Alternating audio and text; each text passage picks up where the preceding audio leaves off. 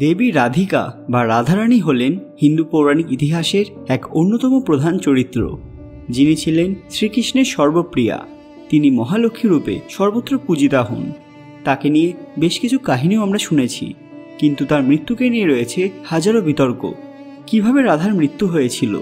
তার মৃত্যু কি স্বাভাবিক ছিল, নাকি এর পেছনে কোনো রহস্য রয়েছে? সকলকে আমাদের চ্যানেল পুরাণ কথায় স্বাগত। আজকে আমাদের আলোচ্য বিষয় দেবী রাধার মৃত্যু রহস্য। ভিডিওতে এগোনোর আগে আপনি যদি এখনও আমার চ্যানেলটি সাবস্ক্রাইব না করে থাকেন তাহলে এক্ষুনি করে নিন, কারণ আর প্রতি সপ্তাহে এরকমই রহস্যময় ভিডিও এনে থাকি।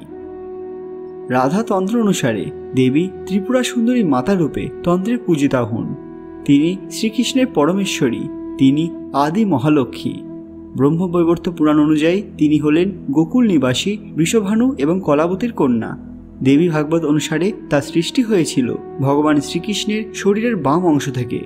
শ্রীকৃষ্ণ এবং রাধার প্রেম কাহিনী বৈষ্ণব পদাবলী সাহিত্যের অন্যতম উপাদান হিসেবে ব্যবহৃত হয়ে আসছে, যা বাংলা সাহিত্যের এক অমূল্য ঐশ্বর্য। এর জন্যই বাংলার ভক্তি আন্দোলনেও সুদূর প্রসারী প্রভাব পড়েছিল। রাধা এবং কৃষ্ণ নামকে কখনোই আলাদা করা সম্ভব নয়, অথচ এরা কখনো এক হতে পারেনি। মনে করা হয় যে দ্বাপর যুগে ভগবান বিষ্ণু শ্রীকৃষ্ণ রূপে জন্ম নেওয়ার কারণেই মা লক্ষ্মী রাধা রূপে জন্ম নিয়েছিলেন। তবে অনেক ক্ষেত্রে শ্রীকৃষ্ণের পত্নী রুক্মিণীকে দেবী লক্ষ্মীর স্বরূপ মনে করা হয়েছে। শ্রীকৃষ্ণ যখন বৃন্দাবনে থাকতেন, সেখানেই তার সঙ্গে সাক্ষাৎ হয়েছিল রাধারানী। এরপর তিনি যখন মথুরা চলে যান, তারপর নাকি আর কখনো ফেরেননি। আবার অনেকের ধারণা শ্রীকৃষ্ণ বৃন্দাবনে থাকাকালীন রাধার বিবাহ হয় আয়ন ঘোষ নামক এক ব্যক্তির সঙ্গে। রাধা কৃষ্ণের ভালোবাসা অমরত্ব লাভ করলেও তাদের প্রেম অসম্পূর্ণই থেকে যায়। এবার প্রশ্ন হলো, শ্রীকৃষ্ণকে নিজের জীবনে না পেয়ে রাধার অন্তিম পরিণতি কি হয়েছিল?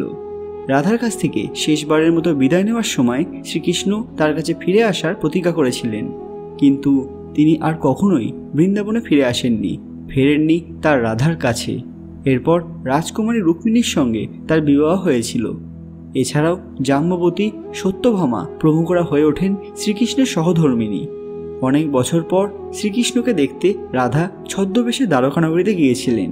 সেখানে কৃষ্ণের সেবাও করেন, কিন্তু নিজের পরিচয় কাউকে জানাননি। একসময় এই কষ্টের ইতি ঘটে। শ্রীকৃষ্ণকে নিজের পরিচয় দেন রাধা। তার বাঁশির সুরে রাধা আধ্যাত্মিক রূপ থেকে বিলীন হয়ে যান। শ্রীকৃষ্ণ এরপর আর কখনো বাঁশি বাজাননি, সেটাকে বিনষ্ট করে দিয়েছিলেন, কারণ এটাই ছিল রাধাকৃষ্ণের অন্তিম স্মৃতি। এই কাহিনী রাধারানীর অন্তিম সময়ের বিবরণ। তবে এখানেই শেষ নয়, এখনও থেকে যাচ্ছে হাজারো প্রশ্ন, যার উত্তর পাওয়া বেশ কঠিন। যদি আপনারা এই বিষয়ে আরও জানতে চান, সেটা আমাদের কমেন্টে জানান, তাহলে আমরা আরও একটি ভিডিও বানাবো।